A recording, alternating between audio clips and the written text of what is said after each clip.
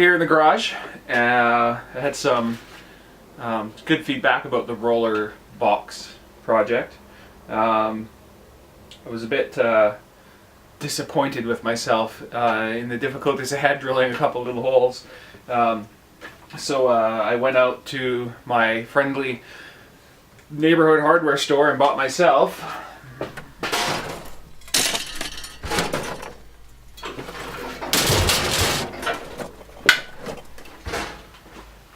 what I think is the only 9/16 Forstner bit that can be found in the town of 150,000 people, which is a bit disappointing.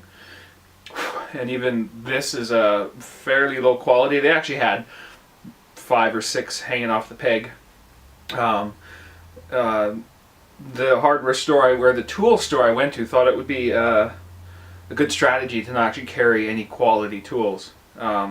So this one, it looks like it was made out of rebar, I think, and you know, somebody used a piece of railway track and a blunt hammer, and kind of beat this one into shape, and then kind of ground it so it looked like a Forstner bit.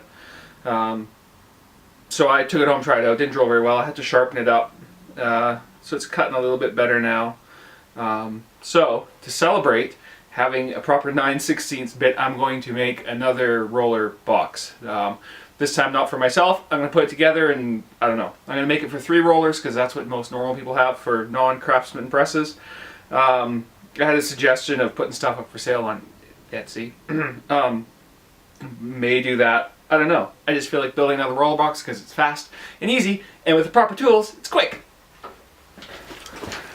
To start off with, I'm gonna do a post-mortem on this roller box. So it's a little bit difficult to open. I don't mind that.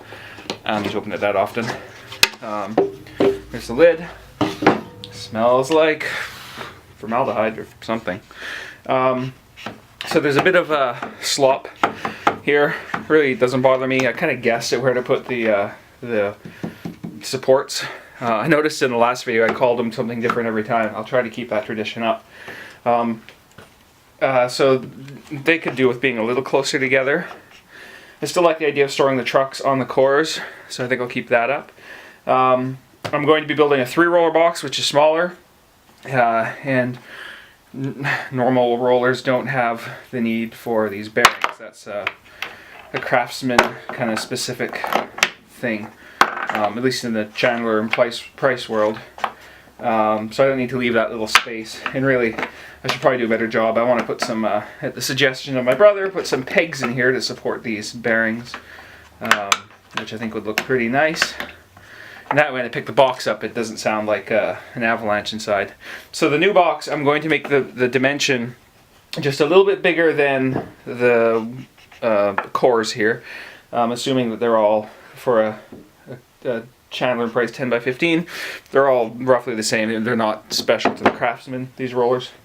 So I think if I give a bit of room on either side of these things, and that way I can put these supports right up against the front and back walls of the box, which makes putting it together a little bit quicker, makes the box a bit smaller, and I'm hoping, and that's why I brought it out here, I'm hoping I can get it under 24 inches, because then I'm actually able to use 1 sheet of plywood to construct a box, not 2. I bought one of those 2-foot by 4-foot pre-cut sheets at the hardware store, because I didn't want to buy any more, and I can't get anything bigger home in my car without cutting it up anyway.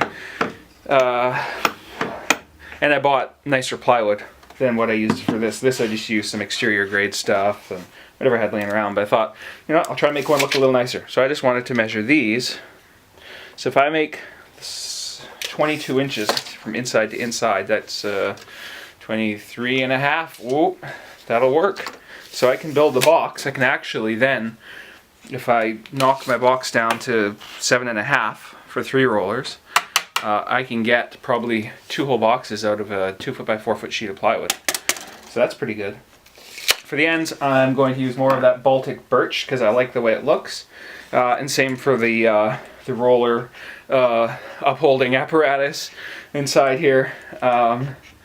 And the other change I might make is I won't need these cleats on the insides of the lid, because these will be up against the edge of the box and they'll act to line it up. So it'll actually be less material used, less complication to build a box for normal non-bearinged rollers, which are quite nice. I will say that. So we'll start hacking up some plywood and get to work. Alright, one other thing I wanted to quickly point out. These handles appeared and I made kind of a joking reference to it. I put those on after I finished the box. I recorded the video, but I edited it out because I kind of had to bludgeon them into place. I don't know why. I cross-threaded a screw, the head disintegrated. I think I got what I paid for with this hardware, that's why it's ugly. And it was they work. Let's leave it at that, but I'm not going to bother putting them in the next box. Alright, I just about screwed up and cut those to 7.5 inches. They need to be 8.5, which gives a little bit of room for the walls of the box. Now this plywood's got a nice clean edge, so I don't need to do what I did last time, which was do 7 different cuts to get a nice nice clean finish on those. So I'm just going to start pushing wood through the saw.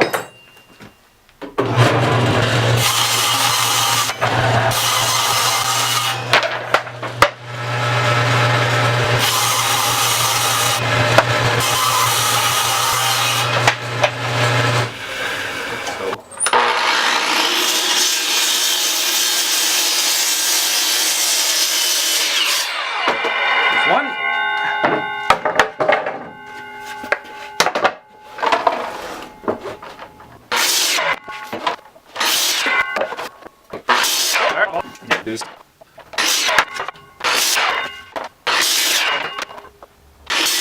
That's not a lot of waste. I like seeing that. A little square, and well, let's hold up the tripod.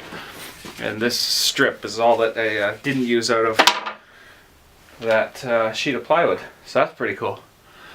Alright, next thing to cut is the 3/4 inch material for the roller space assurance membranes. I finished cutting those things to length, and I noticed there was a small anomaly here in the length of one of them. The good news is that's an easy fix. All I have to do is, and there it is. Problem solved. Great. Let's turn this wood into some sawdust.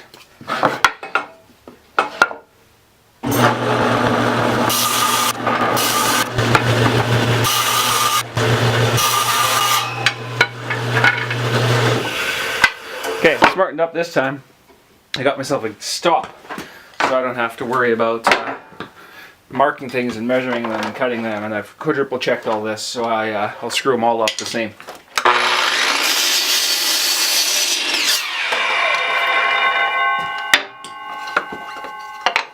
Of course, I set the stop up for Okay, we'll try that again.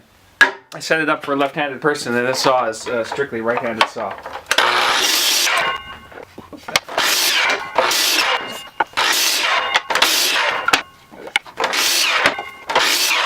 Alright, that's it.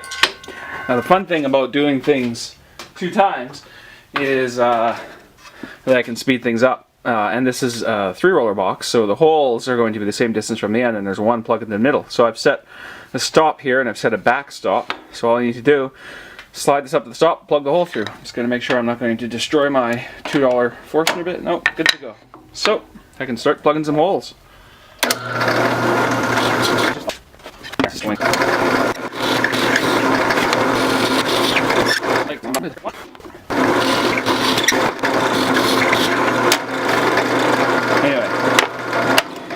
Probably don't want to watch me drill however many holes, so I'll do all these and then I'll come back. Alright, those are all drilled up. Very nice. Perfectly, very much nicer than my box. Saw is set up to cut them in half, so I'll do that now.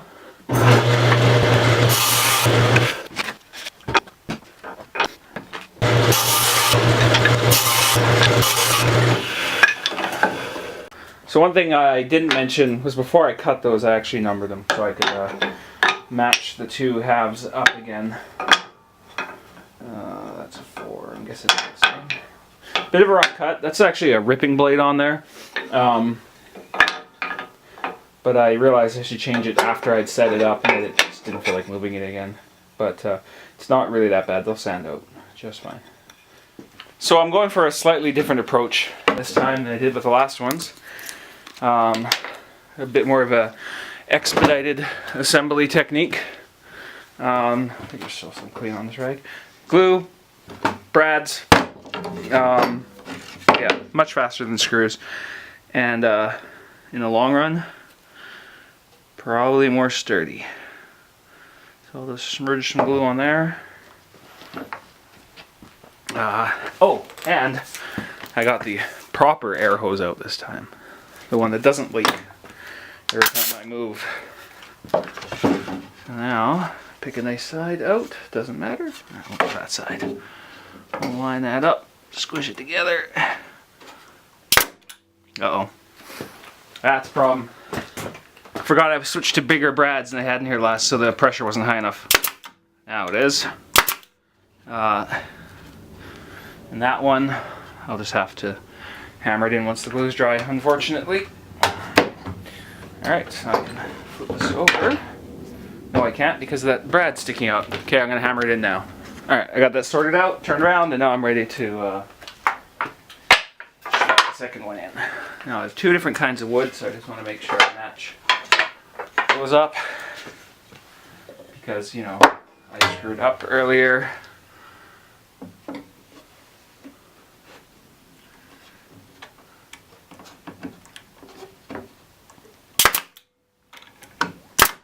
Oh, come on.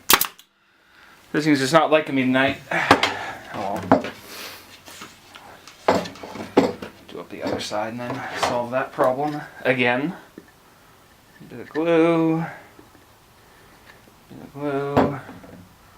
Smush it around.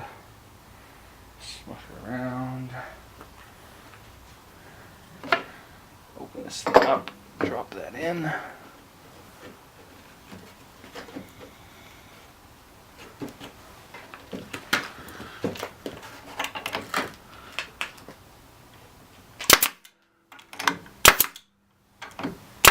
Alright, well, they're all assembled. You didn't get to see it. I don't know when I forgot to actually turn the camera on. But it didn't take much. It was just a bit of air nailing and futzing around. But otherwise, I think these are good to go. Okay, ready to put these cleats on. They're a bit ugly, so I'm just going to throw the sander at them. Hopefully this paper isn't too coarse. Find out in a second.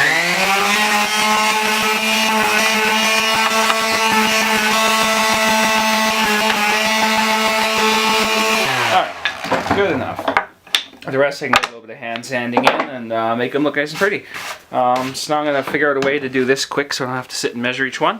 Be right back. Just wanted to show the jig I've set up for nailing the holder downers to the lid. So I've made some spacers and stuff. So that's the 1/2 inch material that makes up the side of the box. And then there's the 18mm stuff for the back behind. So when I plunk this down on top and square it up, that should be exactly where it needs to be on top of there. Let's take another piece of 1/2 inch material to check. And it's looking pretty good. So just a bit of glue. Turn down the pressure on the air nailer so I won't be driving these air nails into the ground, or the brads into the ground. Now I don't want to shift this around too much, or I'm going to leave glue marks everywhere. So that needs to kind of like that. Like that. I can get my hands under there, make sure that's everything where it needs to be. And then I put some marks up here that show me kind of where I need to be dropping those brads in. I just threw that down as another kind of guide. And now, one. Uh-oh. Doesn't help when I move it.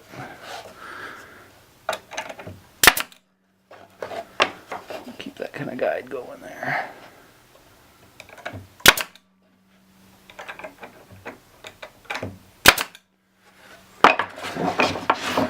Perfect. So I set those marks on there so that I was avoiding plowing brads into these things. Not that the length I've thrown in the nail are going to reach. So I'm just going to go through the rest of them and install those, and then I'll hopefully the other sides will be at least the glue set up enough to do a bit of assembly. I have the answer to the pressing question of, does the roller fit the box when the box is shut? I've created a cutaway examination of a letterpress roller box, and as you can see, yes, the roller fits with a small gap so that when the lid is closed it clamps onto the shaft quite nicely. Okay, I have a frame fresh out of the gluing apparatus. Hopefully this fits. Looks like it doesn't. We'll make it fit. I should decide what the bottom is actually. It's got a big patch in it, so that'll be the bottom. Now I can just squeeze this all together. Now, the way I'm working the forces on the brads is conducive to not screwing this up. But if I forget to glue it, that is conducive to screwing it up. So I'm just going to shoot a bit of glue all up in there. It doesn't matter if it gets everywhere because it's completely hidden. Except the stuff I have in my fingers that's getting everywhere. That might not be as hidden. There's some squeeze out here I have to clean up. Alright, let's check the brad nailer. Oh, out of brads.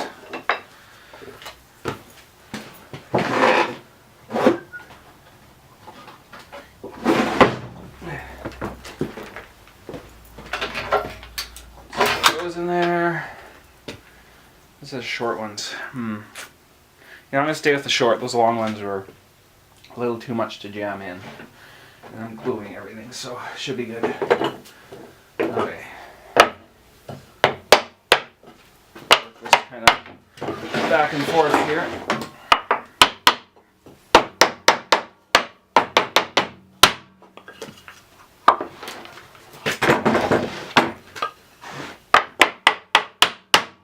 Or fourth. Okay. Just kind of put that down. Perfect. I don't need to worry about squaring it. So there's no way for it to be out of square. And now I can do this.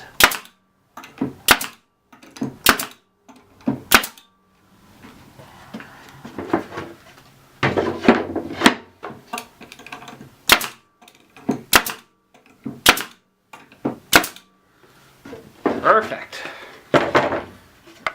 Alright, I just realized this is going to be pretty much an impossible fit in here, the way I built these. Well, just about works. Alright, anyway. There's a box. I'm going to finish assembling the other one, then I'll throw the rollers in and deal with those two screw-ups, and I'll come back and show you the finished product. So we're clearly not in the garage right now. I'm in the house. The boxes are both finished. It was a bit of a challenge. I had, when I made the lids, these were too wide and they were too close to the end panels to slide in very easily. It was almost impossible to get them in, actually. So I took them out to the saw and I dropped the blade and used it to kind of slice a bit off the outside edges. It looked like crap. It didn't work very nicely. So I ended up making new lids. So these are completely brand new lids from what I made earlier. And these are also new as well because I glued and nailed them into this, so they were the old ones were unusable. So there's the other thing I did is I put these chamfers on there. Chamfers. So that getting the lid on and off is really easy. So here's some, just have some rollers laying around. Put some rollers in there, that's what they look like. And then the lid, if I get it the right way. The other thing is the center roller hole was off just a bit, which means the lid only goes on in one orientation, which isn't that bad. there it is. One roller box. It actually goes together quite nicely. So I'm just going to transfer these back into my... It's funny because the one I made earlier now is nice because these are made out of actually nicer materials. I used all of the birch plywood. The other one I made the ends out of pine. The cat really wants down from her scratcher. Oh, now she's frustrated. This is Carmela. She really wants down. She actually can get down just fine on her own, but she likes to be lazy and just sit and meow until we let her down. Like this. And I get the eyes. But she keeps going back. So I'm gonna help her out. Come here. Oh, okay, I got you. Oh. I think that was thank you.